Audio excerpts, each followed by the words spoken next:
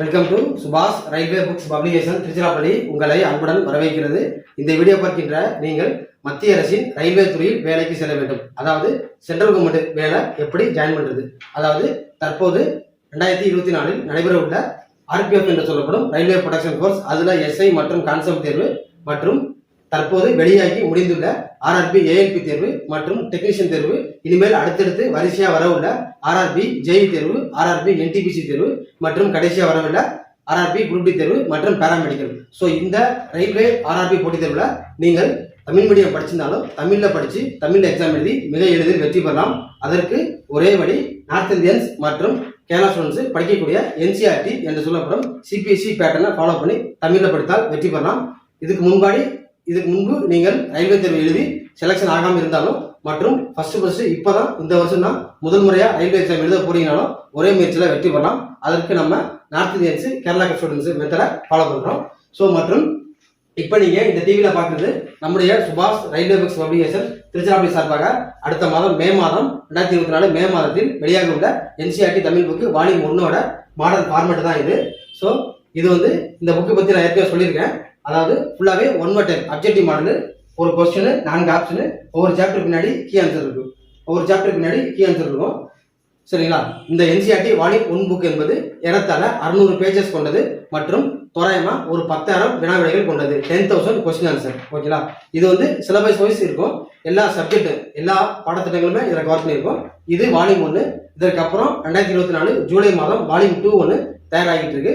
So நீங்கள் volume 1 book order பண்ணுறவங்க, book தேவைப்படுறவங்க, புக்கோட இண்டெக்ஸ் பேஜ் மற்றும் சாம்பிள் பேஜ் வாட்ஸ்அப்பில் பார்க்க நினைக்கிறவங்க நம்முடைய வாட்ஸ்அப் நம்பர் 9944276750 என்ற வாட்ஸ்அப் நம்பருக்கு உங்கள் பேர், எந்த ஊர், எந்த எக்ஸாமுக்கு அப்ளை பண்ணிருக்கீங்க, என்ன படிச்சிருக்கீங்க அது பற்றி தகவலை வாட்ஸ்அப் பண்ணால் நீங்கள் இந்த புக்கோட இண்டெக்ஸ் பேஜ் PDF சாம்பிள் பேஜை வாட்ஸ்அப்பில் பார்க்கலாம். இப்போ நம்ம என்ன பார்க்க போகிறோம் அப்படின்னா, அதாவது 2009 முதல் 2019 வரை நடைபெற்ற இந்த JE RRB ஜூனியர் இன்ஜினியர் JEக்கான கொஸ்டின் பேங்க் வினா வங்கி தான் பார்க்க போறோம். இதுல question bank previous question bank வினா வங்கி எல்லா ரயில்வே எக்ஸாமுக்கும் இருக்கு. சரிங்களா?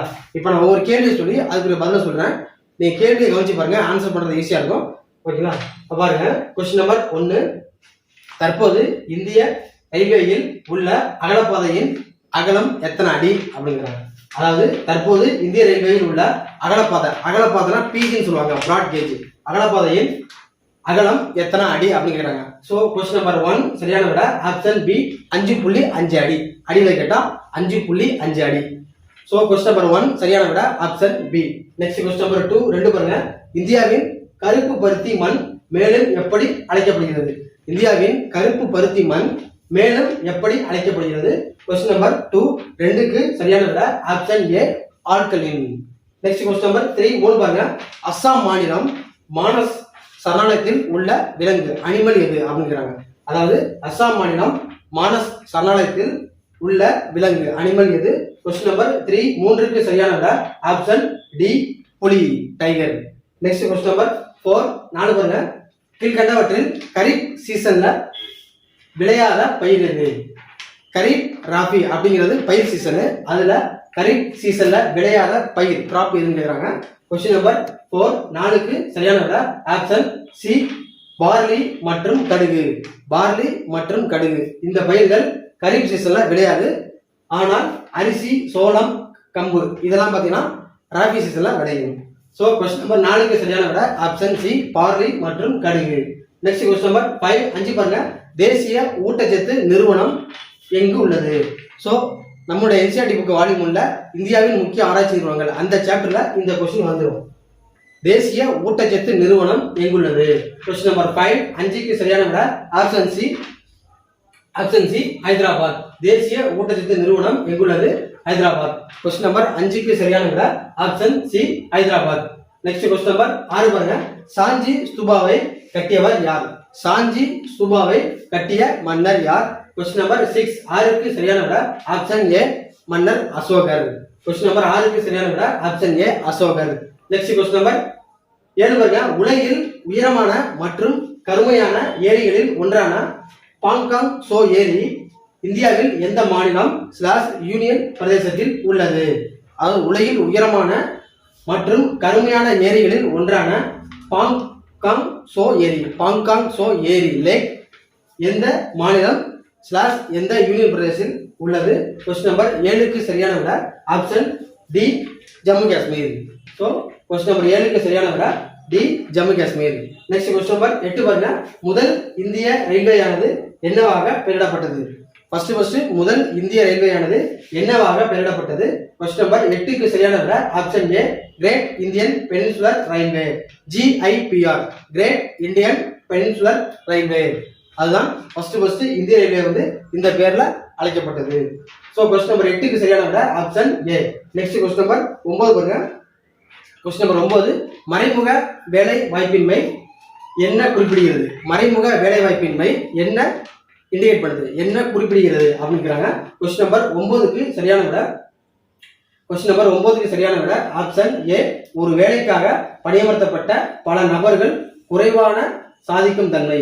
ஒரு வேலைக்காக பணியமர்த்தப்பட்ட பல நபர்கள் குறைவான சாதிக்கும் தன்மை, அதுதான் இந்த மறைமுக வேலை வாய்ப்பின்மை குறிப்பிடுகிறோம் விஷயம். ஸோ கொஸ்டின் நம்பர் 9க்கு சரியான விட option A. Next question number 10 பாருங்க.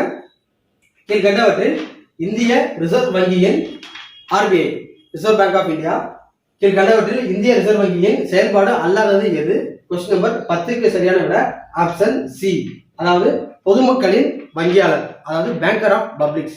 ஸோ இந்த வேலை வந்து ரிசர்வ் பேங்க் வேலை கிடையாது. ஸோ அப்ப கீழ்கண்டவற்றில் இந்திய ரிசர்வ் வங்கியின் செயல்பாடு அல்லாதது எது அப்படின்னா பொதுமக்களின் வங்கியாளராக இல்லாமல் இருப்பது. ஸோ கொஸ்டின் நம்பர் 10க்கு சரியான விட option C. Next question number 11 பாருங்க. செய் அல்லது செத்துமடி என்று கூறிய தலைவர். கொஸ்டின் நம்பர் 11க்கு சரியான விட option B Mahatma Gandhi. Next question number 12 பாருங்க. இந்திய அமைதியின்மையின் தந்தை எனப்படுவோர் யார்? இந்திய அமைதியின்மையின் தந்தை எனப்படுவோர் யார்? கொஸ்டின் நம்பர் 12க்கு சரியான விட ஆப்ஷன் டி பால கங்காதர திலகர். பால கங்காதர திலகர் இந்திய அமைதியின்மையின் தந்தை என்று அழைக்கப்படுகிறார். கொஸ்டின் நம்பர் 12க்கு சரியான விட option D. Next question number 13 பாருங்க. எதிலிருந்து எடுக்கப்பட்ட கையெழுத்து படிவுகள் சிந்து சமவெளி நாகரிகம் பற்றிய தகவல்களை தருகிறது? கொஸ்டின் நம்பர் 13க்கு சரியான விட ஆப்ஷன் ஏ முத்திரை. நெக்ஸ்ட் கொஸ்டின் நம்பர் 14 பாருங்க. இந்திய வரலாற்றில் முதல்ல வெள்ளி நாணயங்களை வெளியிட்டவர்கள் யார்? இந்திய வரலாற்றுல முதல்ல சில்வர் காயின்ஸ், வெள்ளி நாணயங்களை வெளியிட்டவர்கள் யார்? கொஸ்டின் நம்பர் 14க்கு சரியான விட 14க்கு சரியான விட பாருங்க ஆப்ஷன் சி, அதாவது சாதவாகனர்கள். இந்திய வரலாற்றுல ஃபர்ஸ்ட் சில்வர் காயின்ஸ், வெள்ளி நாணயங்களை வெளியிட்டவர்கள் சாதவாகனர்கள். கொஸ்டின் நம்பர் 14க்கு சரியான விட ஆப்ஷன் சி, சாதவாகனர்கள். நெக்ஸ்ட் கொஸ்டின் நம்பர் 15 பாருங்க. முகலாய பேரரசின் நீதிமன்ற, அதாவது அரசவை மொழி எது? அதாவது முகலாய பேரரசோட அபிஷியல் லாங்குவேஜ் அரசவை, நீதிமன்ற அரசவை மொழி எது அப்படின்னா கொஸ்டின் நம்பர் 15க்கு சரியான விட ஆப்ஷன் பி பாரசீகம். பாருங்க, பாபர், அக்பர், ஹுமாயூன் இவங்களா இருந்த இந்த முகலாய பேரரசின் அரசவை மொழி எது அப்படின்னா பாரசீகம். கொஸ்டின் நம்பர் 15க்கு சரியான விட ஆப்ஷன் பி பெர்ஷியன், பாரசீகம். இதெல்லாம் முக்கியமானது. ஸோ இது இந்த NCERT புக்ல எல்லா சாப்டருமே கலந்துருக்கு, எல்லா சிலபஸுமே இருக்கு. தேவைப்படுறவங்க வாட்ஸ்அப்ல கான்டாக்ட்